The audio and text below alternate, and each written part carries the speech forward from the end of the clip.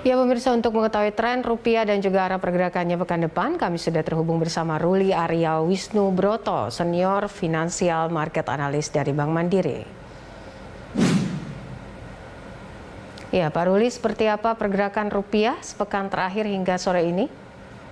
Kalau kita melihat memang 2 hari terakhir itu agak sedikit terdepresiasi ya. Meskipun demikian memang masih relatif konsisten di bawah 14.400 ya.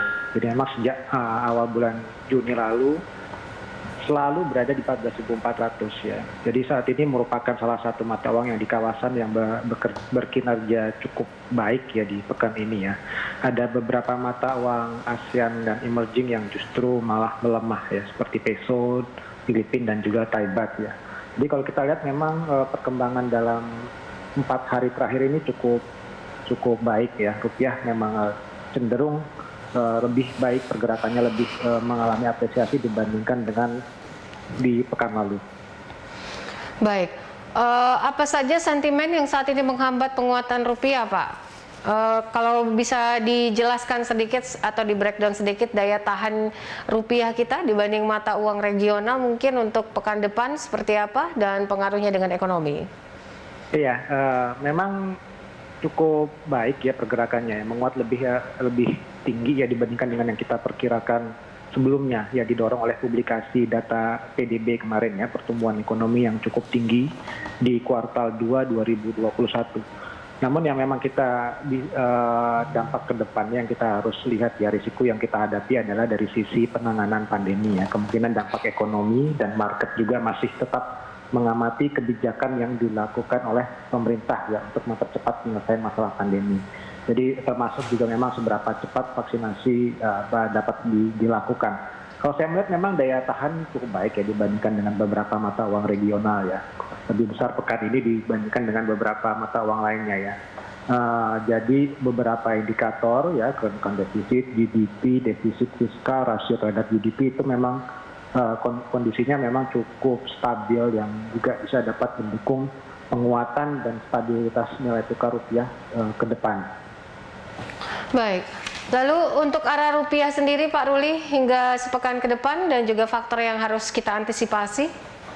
Minggu depan memang tidak sebanyak pekan ini ya publikasi data ekonomi ya, baik dari luar negeri maupun dari dalam negeri ya. Kita perkirakan memang kisarannya di sekitar 14.270 sampai 14.375 yang mungkin akan berdampak kepada perdagangan di hari-hari pertama pekan depan itu adalah rilis data ekonomi ya, data ketenagakerjaan di Amerika Serikat yang diumumkan malam ini. Kalau memang malam ini lebih rendah dibandingkan dengan prediksi ya NFP-nya ya, saya rasa akan positif untuk rupiah selama seminggu ke depan. Namun sebaliknya juga memang kalau misalnya rupiah ternyata lebih tinggi ya, jadi ini juga bisa berdampak pada pelemahan rupiah. Jadi memang perbaikan ekonomi Amerika Serikat ini cenderung akan mendorong penguatan US dollar. Baik, ini soal analis yang menilai dana asing di pasar modal ini kan akan terus masuk Pak Ruli. Nah ini bagaimana ini dengan obligasi dan juga pengaruhnya bagi rupiah? Ya, kalau dari kami menilai bahwa potensi arus modal asing masih cukup baik ya, cukup tinggi untuk kembali masuk ya, karena dari daya saing imbal hasil kita masih cukup menarik ya, di kisaran real yield-nya masih di kisaran 4,5% ya dibandingkan dengan beberapa negara, termasuk juga Amerika Serikat yang saat ini mengalami negatif yield karena inflasinya yang lebih tinggi ya. Namun seringkali memang negara-negara berkembang dinilai memiliki risiko yang tinggi. Namun dari beberapa indikator yang saya sebutkan tadi ya, itu memang masih cukup baik ya dan cukup atraktif untuk kembali menarik investor asing. Baik, pertumbuhan tahunan PDB Indonesia kuartal 2 ini kan mencetak rekor begitu ya. Seperti apa Pak pengaruhnya kalau dilihat paling tidak sampai menuju ke kuartal 3 untuk selera resiko investor dan juga pasar uang ini? Saya rasa memang pengaruhnya sangat positif ya, terutama memang jangka pendek dan jangka menengah.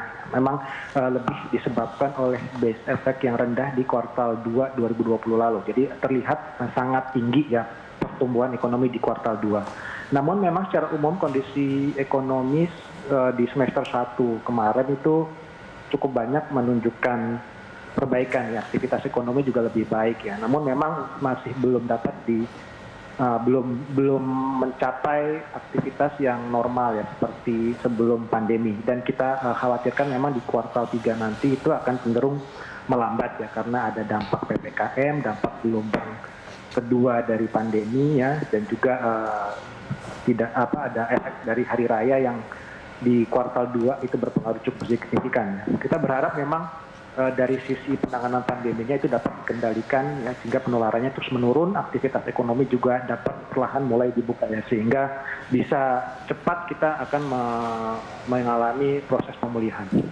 Baik. Untuk Senin depan seperti apa nih Pak pergerakan rupiah kita? Apakah rupiah masih bisa menguat atau mungkin masih tertekan tembus kisaran 14.400 per dolar Amerika?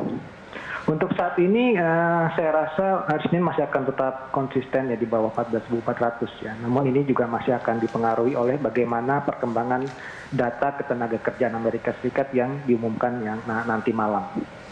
Baik, Pak Ruli terima kasih untuk analisanya. Pemirsa, Ruli Arya Terima Wisnu kasih. Broto, Senior Financial Market Analyst.